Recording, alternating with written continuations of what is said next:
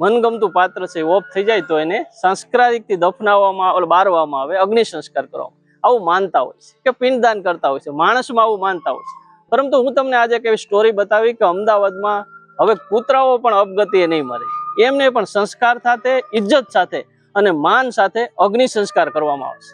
અમદાવાદ મહાનગરપાલિકાએ એક સ્મશાન ગૃહ ચાલુ કર્યું છે। આ સ્મશાન ગૃહમાં ડોગ, પેટ ડોગ અથવા સ્ટ્રીટ ડોગ આ બધાને માન અને ઇજ્જત સાથે મૃત્યુ બાદ પૂરેપૂરું ઇજ્જતથી એમના અગ્નિ સંસ્કાર કરવામાં આવશે। કોણ ચલાવે છે, કઈ રીતે ચલાવે છે, આ ક્યાં આવેલું છે, શું છે આખી વાત હું તમને બતાવું। હું છું જોગલ નાથા અને સાગર જોશી, અમે બંને મિત્રો આખી આજે આ સ્ટોરી બતાવશું। આજે અમે આવી ગયા છે અમદાવાદ।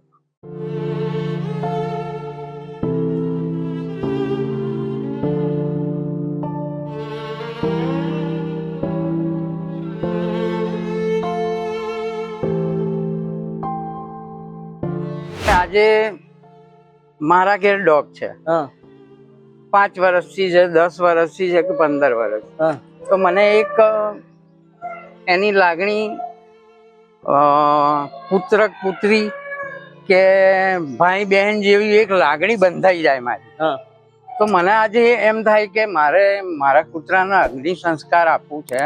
હું હિન્દુ છું, હિન્દુ હોય કે મોમેડિયન હોય કોઈ બી હોય, ભાઈ મારે મારા કૂતરાને એક રિસ્પેક્ટ થી અગ્નિ સંસ્કાર આપવું છે। તો અહીંયા આગળ લાવીને તમે જે માણસને આપણે જે મરી જાય પછી આપણે જે વિધિ કરીએ છીએ, ફૂલહાર ચડાવવું, કંકુ ચોખા, એ બધી જ વિધિ અહીં થાય। તો જે વ્યક્તિનું ઘરેથી જે કૂતરાનું મરણ થાય એને આત્માને શાંતિ થાય કે મેં મારા ડોગને સારી રીતે અગ્નિ સંસ્કાર મેં કર્યો। કાલે સ્ટ્રીટ ડોગ એક 2-3 બેન લઈને આવ્યા હતા। હવે એમણે રોજ ખવડાવતા હોય, ઘરે આવતું હોય ત્યાં આગળ એને રોટલી ખવડાવતો હોય, તો એ પણ એમને એટલી બધી લાગણી થઈ ગઈ હતી।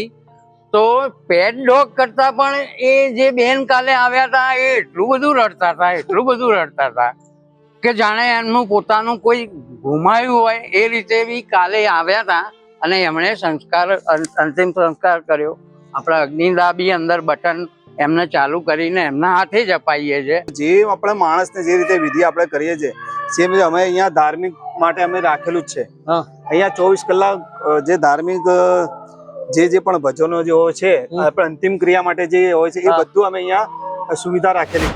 માણસને મૃત્યુ પછી અગ્નિ સંસ્કાર અને દફન વિધિની વાત તમે સાંભળી હશે, પણ પેટ કૂતરાઓને પણ ઇજ્જતથી અગ્નિ સંસ્કાર કરવામાં આવતા હોય તો અમદાવાદ મહાનગરપાલિકાએ એક પહેલું સ્મશાન ગૃહ ચાલુ કર્યું છે। હું તમને નગરપાલિકાના એક કર્મચારીને બતાવીશ અને વાત કરાવીશ। મને એમ છે કે આ ગુજરાતમાં અમદાવાદ શહેરમાં પહેલું હશે, નાના નાના શહેરોમાં નથી, મોટા શહેરોમાં હવે ચાલુ થયું છે। હું એમને જોડે જણાવું શું છે આખી વાત, કઈ રીતે છે। આજકાલ સોશિયલ મીડિયામાં આની ચર્ચા બહુ ચાલે છે। નમસ્કાર। નમસ્કાર।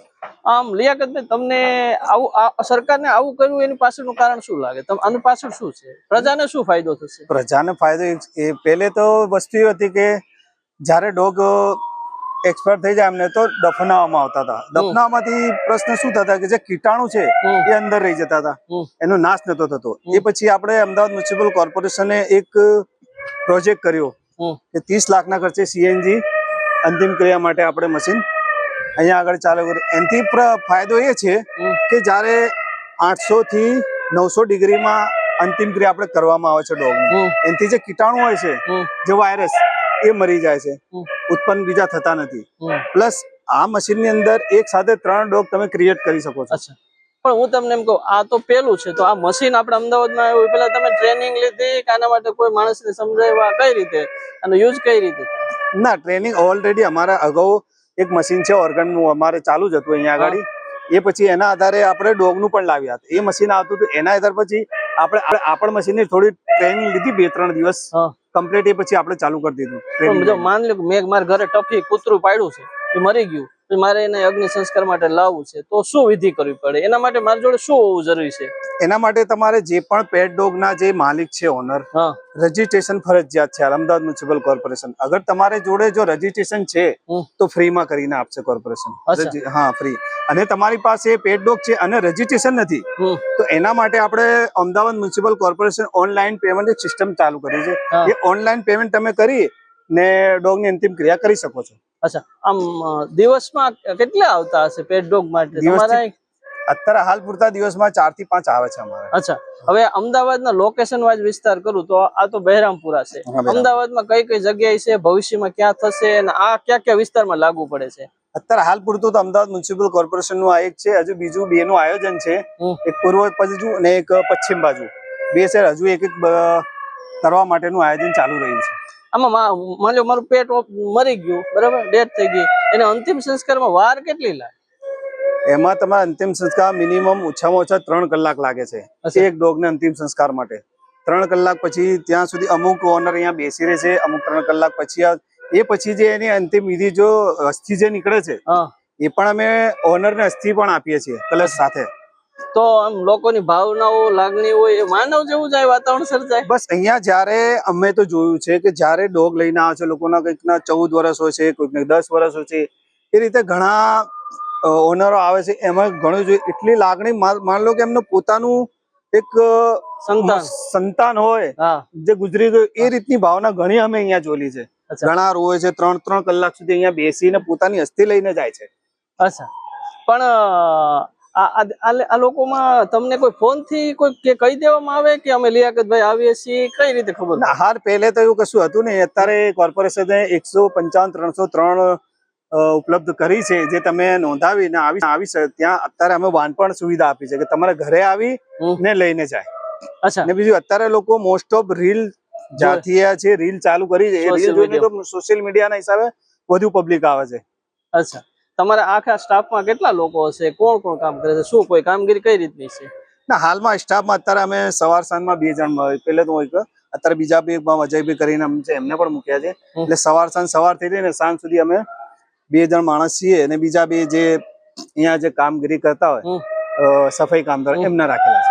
પછી આવી ઘટનામાં ઘણી વખત એવું કહેતા હોય કે આવા જે સ્મશાન હોય છે એનું પ્રદૂષણ થાય છે, આમાં કઈ એવું રહેતું હોય છે કે આ તો સીએનજી છે? આ સીએનજી છે અને સીએનજી પ્રદૂષણ રહિત છે. આમાં સેજ પણ તમને ધુવાળો નહીં નીકળે. નહીં, ના, બિલકુલ નહીં ધુવાળો નહીં, બિલકુલ.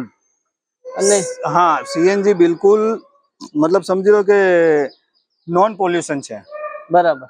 પછી અત્યાર સુધીના માન લો કે રાત વરતના કોઈ કેસ આવે તો શું થાય? માન લો કોઈ સાંજનો ફોન હોય તો કઈ રીતે આ કે ચાલે? કે 24 કલાક ખુલ્લું હોય, શું હોય? ના, હાલ અત્યારે 24 કલાકનું આયોજન નથી. અત્યારે અમારે મિનિમમ સવારે ચાલુ થઈ જાય છે 8 થી 9 વાગે, બરાબર. સાંજે બી અમે 6 થી 7 વાગ્યા સુધી લઈ શકીએ, કેમ કે એની પ્રોસિજર ઓછામાં ઓછા 3 થી 3.5 કલાક હોય છે.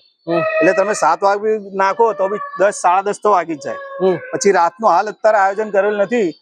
ભવિષ્યમાં તો ચર્ચા વિચારણા ચાલે છે કે કદાચ 24 કલાક પણ ચાલુ કરી શકીએ અમે. અચ્છા, આ વાન છે એના ગાડીના નંબર ક્યાં છે? કઈ રીતે લોકો એ કઈ એકચ્યુઅલી 155-303 પર તમે પૂરી માહિતી આપી દો ને તો એ લોકો સામેથી તમને કોન્ટેક્ટ કરશે કે તમારે વાન જોઈએ કે નથી જોઈતી. અગર જોઈએ તો વાન તમારા ત્યાં અમે મોકલીશું. ત્યાંથી જે પણ છે અંતિમ ત્યાંથી વાનની સાથે જે પણ ઓનર છે એ પણ આવી શકે છે. અહીંયા અમારે બેસવાની વ્યવસ્થા ને બધું જ અમે કરેલું છે. એમ, બરાબર. આ બહેરામપુરા સેન્ટર છે તો આ બીજી શું આ ડોગ ખસીકરણ ની શું કામગીરી છે? આ ડોગ ખસીકરણની કામગીરી અહીંયા એ માટે કે અમદાવાદ મ્યુનિસિપલ કોર્પોરેશન 2030 સુધી રેબીઝ ફ્રી માટેનો પ્લાનિંગ છે. એના હિસાબે અત્યારે રોજના અહીંયા 30 થી 40 અથવા 50 જેવા ડોગ રોજના આવે છે. રોજ લાવે એના ઓપરેશન કરી ને પછી 5મા 6ઠા દિવસે જે તે જગ્યાએ એને પાછા મૂકી દેવામાં આવે છે.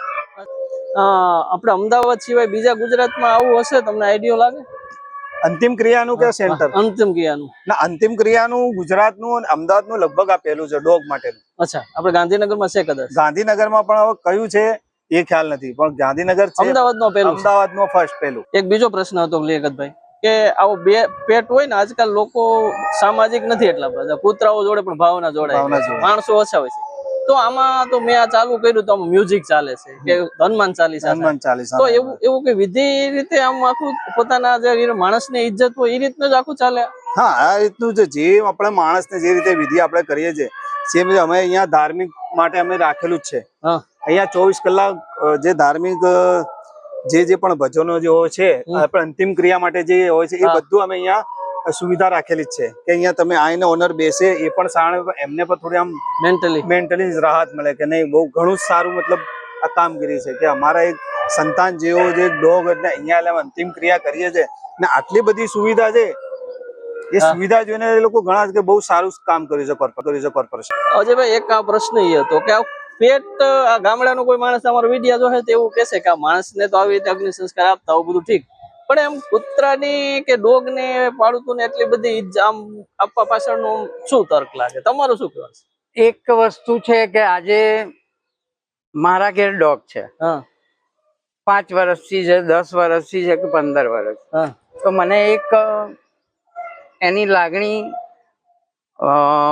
પુત્ર પુત્રી કે ભાઈ બહેન જેવી એક લાગણી બંધાઈ જાય મારી. હા તો મને આજે એમ થાય કે મારે મારા કૂતરાને અગ્નિ સંસ્કાર આપવું છે.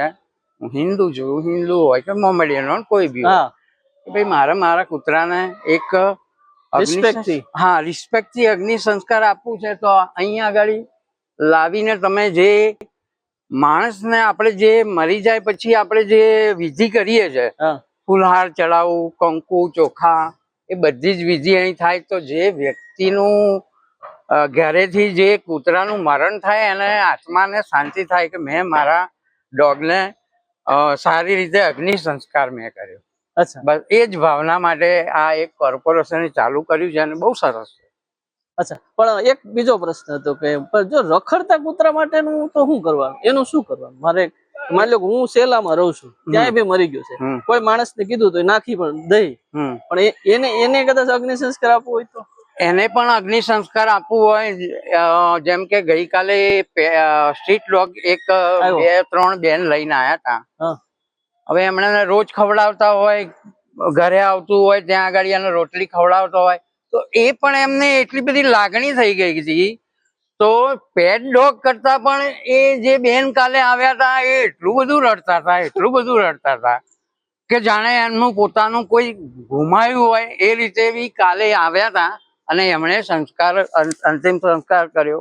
આપણા અગ્નિદા બી અંદર બટન એમને ચાલુ કરીને એમના હાથે જ અપાઈએ છે.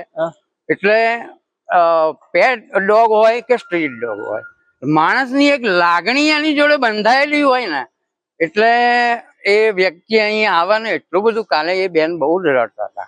ઓકે, તો આ મુદ્દો છે માણસને જે રીતે ઇજ્જત અને આપણે કહીએ ને કે એની વેલ્યુ એડ કરવાની. બસ દરેક તમારે ત્યાં પેટ ડોગ હોય કે સ્ટ્રીટ ડોગ હોય, ઘણી વખત આપણે ત્યાં રોડ રસ્તા પર મરેલા હોય છે અને ગંદકી બી ફેલાતી હોય છે, પરંતુ મને એમ લાગે છે મહાનગરપાલિકાએ એક આ સારો પ્રયાસ કર્યો છે. બહેરામપુરામાં છે, અને તમને ક્યારેક નીકળો ને તમારે ક્યારેક પેટ ડોગ હોય ને જયારે મૃત્યુ પામે તો આ નંબર ઉપર કોન્ટેક્ટ કરજો. અહીં 12 કલાક દિવસની સેવા ચાલુ છે. બસ આટલું જ. ફરી મળશું કોઈ નવી વાત છે, નવી વિચાર સાથે. તમને આ મારો વિડીયો કેવો લાગ્યો, તમે શું માનો છો આના વિશે, એ પણ કોમેન્ટમાં કરજો. બસ એટલું. અને ડિસ્ક્રિપ્શનમાં આ જે સંસ્થા છે આ બહેરામપુરામાં એનો નંબર છે, અમે આપી દઈશું. તમને એવું લાગે, તમને ઇન્ક્વાયરી કરવી હોય તો કરી શકો. બસ એટલું. જય જય ગરવી ગુજરાત.